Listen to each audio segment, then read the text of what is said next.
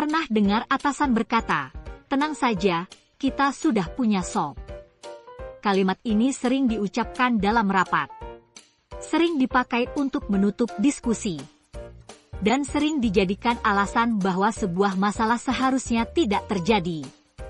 Padahal kenyataannya, masalah itu tetap terjadi. Kesalahan tetap berulang. Orang tetap bekerja dengan cara masing-masing.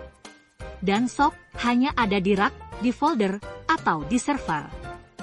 Hari ini, kita akan bicara jujur. Bukan jujur yang nyaman, tapi jujur yang perlu. Tentang satu pertanyaan penting, kenapa SOP hampir selalu tidak berjalan di lapangan?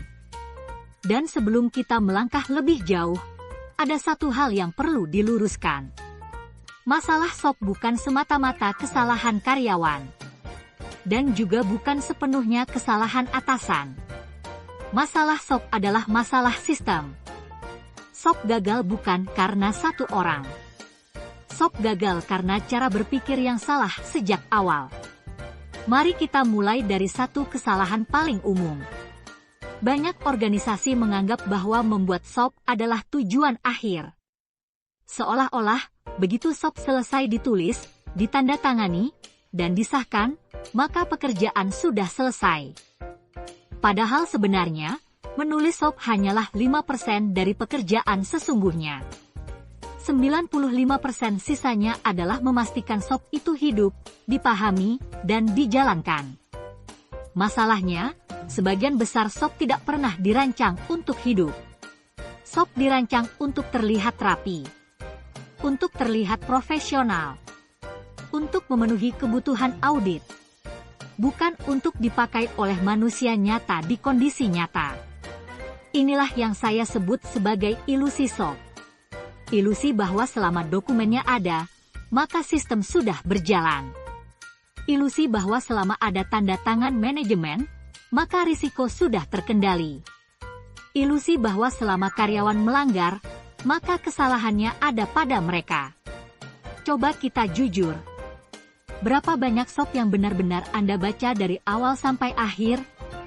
Bukan sekadar membuka, tapi membaca dan memahami.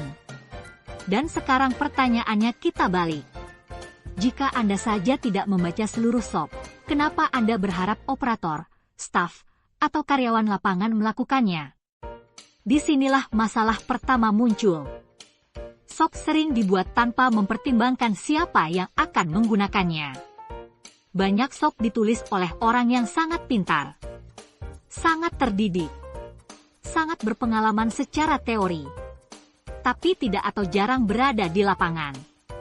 Orang-orang ini mungkin sudah lama naik jabatan, sudah lama tidak menghadapi pelanggan langsung, sudah lama tidak bekerja di bawah tekanan target harian, sudah lama tidak merasakan realita keterbatasan waktu, tenaga, dan alat.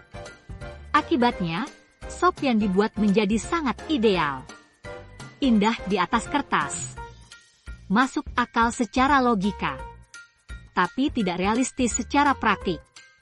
Di SOP tertulis, satu proses membutuhkan 5 langkah. Di lapangan, waktu hanya cukup untuk 2 langkah. Di SOP tertulis, semua harus melalui approval. Di lapangan, atasan sulit dihubungi. Lalu apa yang terjadi?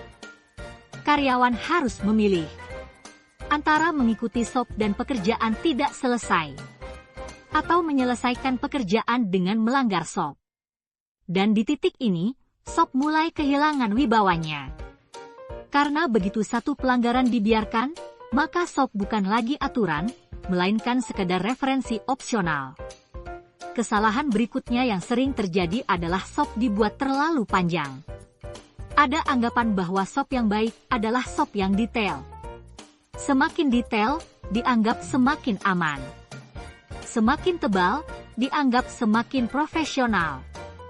Padahal dalam praktik, SOP yang terlalu panjang hampir pasti tidak dibaca. Operator tidak punya waktu membaca 20 halaman untuk satu aktivitas yang harus dilakukan berulang setiap hari. Staf tidak akan membuka dokumen panjang saat dihadapkan pada masalah mendesak. Akhirnya yang dipakai bukan SOP, melainkan kebiasaan. Bukan aturan tertulis, melainkan budaya tidak resmi. Dan disinilah SOP mulai kalah oleh cara lama. Kesalahan berikutnya lebih berbahaya, yaitu SOP dibuat tanpa menjelaskan kenapa. Banyak SOP hanya berisi instruksi, lakukan ini, jangan lakukan itu, tanpa pernah menjelaskan dampaknya. Manusia dewasa bukan robot.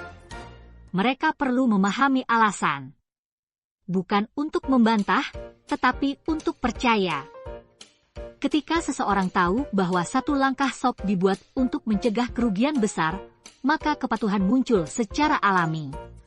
Sebaliknya, ketika SOP hanya terasa sebagai aturan kaku tanpa makna, maka pelanggaran terasa wajar. Dan sekarang kita masuk ke kesalahan paling fatal. Kesalahan yang jarang dibicarakan secara terbuka. Atasan sendiri sering tidak patuh SOP. Dalam banyak organisasi, SOP ditegakkan ke bawah, tapi dilanggar ke atas. Atasan memberi instruksi mendadak yang bertentangan dengan SOP.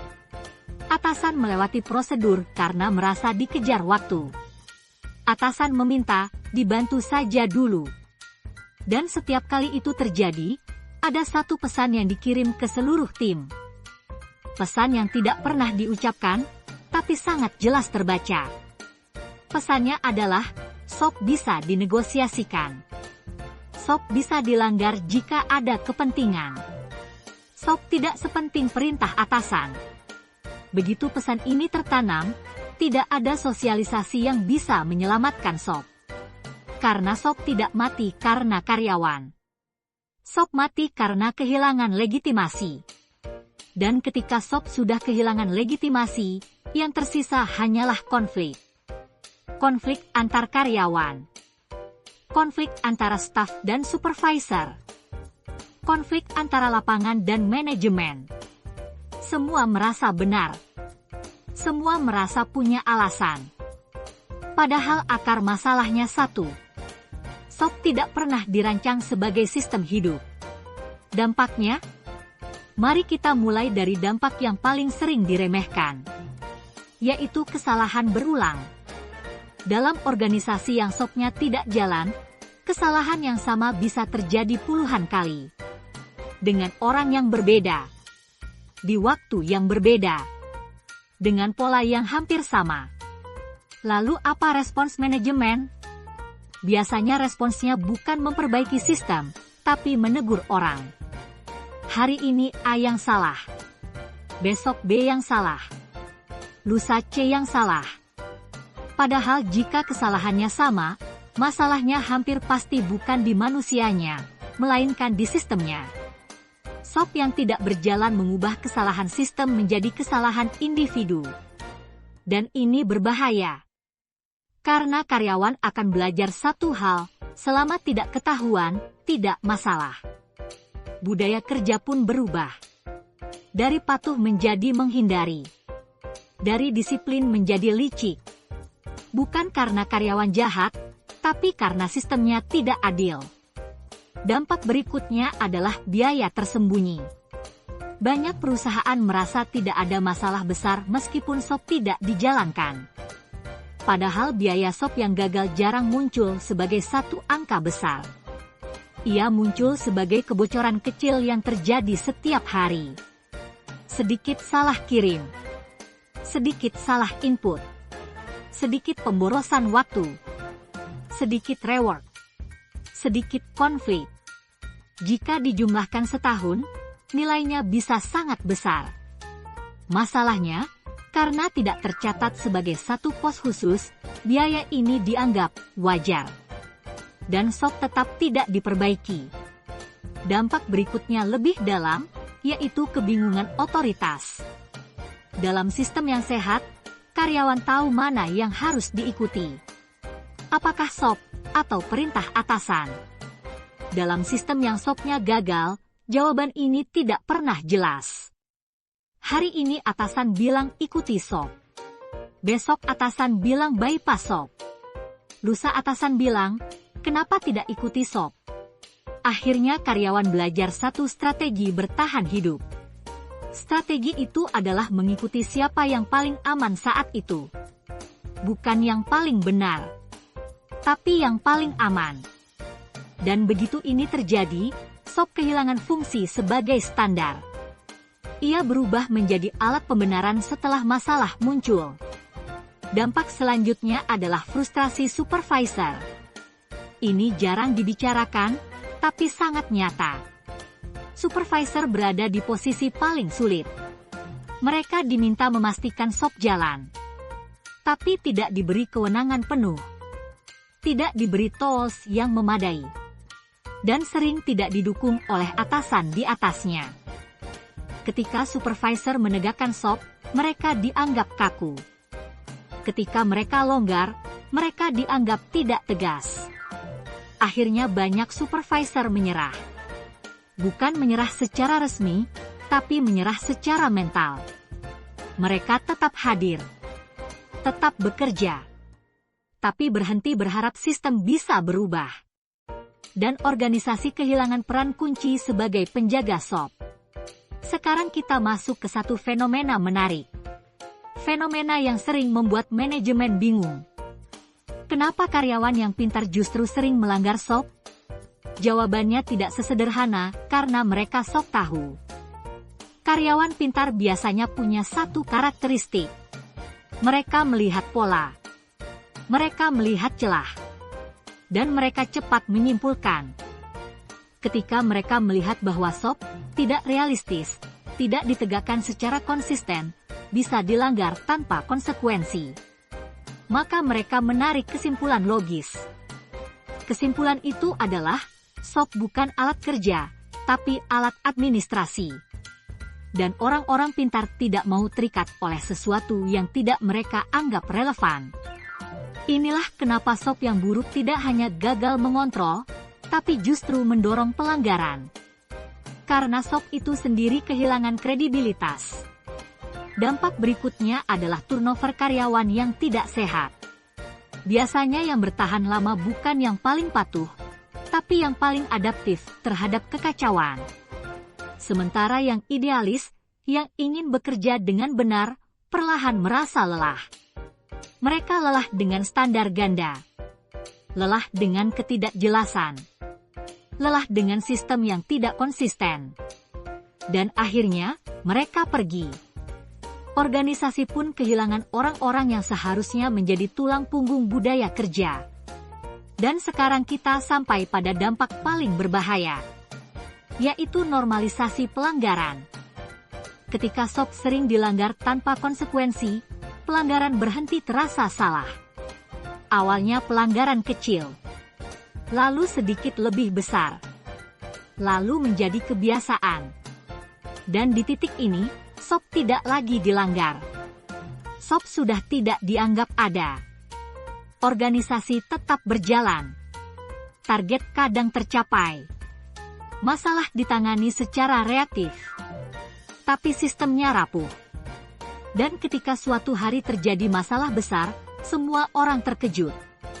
Padahal tanda-tandanya sudah ada sejak lama. SOP yang gagal bukanlah kegagalan mendadak. Ia adalah akumulasi pembiaran kecil yang tidak pernah dikoreksi. Sekarang kita masuk ke pertanyaan yang paling penting. Bukan lagi, siapa yang salah, tetapi apa yang harus dilakukan agar SOP benar-benar berjalan. Dan di sini saya ingin tekankan satu hal sejak awal. SOP yang baik tidak dimulai dari dokumen. SOP yang baik dimulai dari observasi realita. Banyak organisasi langsung duduk di ruang meeting untuk menyusun SOP. Membuka template. Menyusun struktur. Menulis pasal demi pasal. Padahal mereka belum benar-benar paham bagaimana pekerjaan itu dilakukan di lapangan. Akibatnya, SOP yang lahir adalah asumsi, bukan representasi. Langkah pertama menyusun SOP yang hidup adalah turun ke lapangan. Bukan untuk mengawasi. Bukan untuk mencari kesalahan. Tetapi untuk melihat kenyataan. Lihat bagaimana pekerjaan benar-benar dilakukan saat kondisi normal. Lihat bagaimana orang bereaksi saat kondisi sibuk. Lihat jalan pintas yang sering diambil, bukan untuk menghakimi, tetapi untuk memahami. Karena seringkali, jalan pintas itu bukan karena malas, melainkan karena sop lama tidak kompatibel dengan realita. Dari observasi ini, barulah sop mulai punya fondasi. Fondasi berikutnya adalah menentukan tujuan utama sop. Kesalahan besar yang sering terjadi adalah satu sop mencoba mengatur segalanya. Akhirnya sop menjadi panjang, rumit, dan sulit dijalankan. Sop yang efektif selalu punya satu fokus utama. Misalnya, mencegah kesalahan kritis, menjaga keselamatan, mengontrol titik rawan kerugian. Jika satu aktivitas punya 5 risiko, tidak semuanya harus masuk sop utama. Pilih yang paling berbahaya, yang paling mahal dampaknya, yang paling sering terjadi. Sop bukan ensiklopedia. Sop adalah alat kontrol. Setelah tujuan jelas, barulah masuk ke struktur sop. Di sini kita perlu jujur. Bahasa sop bukan bahasa hukum, bukan bahasa akademik, dan bukan bahasa audit.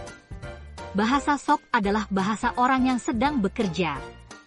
Kalimatnya harus pendek. Instruksinya harus jelas. Tidak multitafsir. Dan satu prinsip penting, satu langkah, satu aksi. Jangan gabungkan beberapa aksi dalam satu instruksi panjang. Karena di lapangan, itu akan diterjemahkan sesuka hati. Sekarang kita bicara soal urutan. Sop harus mengikuti alur kerja alami manusia, bukan alur logika dokumen. Jika di lapangan orang selalu melakukan A dulu baru B, jangan tulis B di atas A hanya karena terasa lebih rapi. Sop yang melawan kebiasaan alami tanpa alasan kuat akan selalu kalah. Setelah sop disusun, banyak organisasi merasa tugas selesai. Padahal disinilah tugas paling berat dimulai, yaitu implementasi. Implementasi sop bukan sosialisasi. Membagikan dokumen dan meminta orang membaca bukan implementasi. Implementasi adalah proses perubahan perilaku. Dan perubahan perilaku tidak terjadi lewat email. Langkah pertama implementasi adalah menjelaskan konteks. Orang perlu tahu kenapa sop ini ada. Masalah apa yang ingin dicegah. Risiko apa yang pernah terjadi. Langkah berikutnya adalah simulasi. Bukan sekadar presentasi. Simulasikan kondisi nyata, termasuk kondisi sibuk, termasuk kondisi darurat. Tunjukkan contoh yang benar dan contoh yang salah. Karena manusia belajar lebih cepat dari perbandingan. Setelah itu, beri ruang uji coba. Sop yang langsung dipaksakan tanpa masa adaptasi hampir pasti ditolak secara diam-diam. Masa uji coba bukan berarti sop bisa diabaikan, tetapi berarti sop boleh disempurnakan. Catat bagian yang sulit. Catat langkah yang tidak realistis. Perbaiki sebelum dijadikan standar final. Dan sekarang kita sampai pada peran paling krusial. Peran yang menentukan apakah sop hidup atau mati. Peran itu adalah atasan langsung. Bukan HR. Bukan auditor. Bukan manajemen puncak. Atasan langsunglah yang memberi contoh setiap hari. Jika atasan patuh sop, tim akan mengikuti. Jika atasan melanggar sop, tidak ada poster atau training yang bisa menyelamatkannya. Sop tidak ditegakkan lewat hukuman pertama-tama, tetapi lewat konsistensi. Orang bisa menerima aturan ketat selama aturan itu adil dan berlaku untuk semua. Monitoring sop juga harus realistis. Tidak semua langkah perlu diawasi. Fokus pada titik kritis. Gunakan checklist sederhana. Gunakan observasi langsung. Dan yang paling penting, ketika sop dilanggar, responnya harus jelas. Bukan marah. Bukan mencari kambing hitam. Tetapi koreksi. Tanyakan, apakah sopnya tidak realistis, atau orangnya yang sengaja melanggar? Jika sopnya yang salah, perbaiki. Jika orangnya yang melanggar, tegakkan konsekuensi. Sop yang baik selalu berkembang. Ia bukan dokumen sakral yang tidak boleh disentuh. Ia adalah sistem hidup yang menyesuaikan dengan realita tanpa kehilangan tujuan utamanya. Dan sekarang, kita sampai di penutup.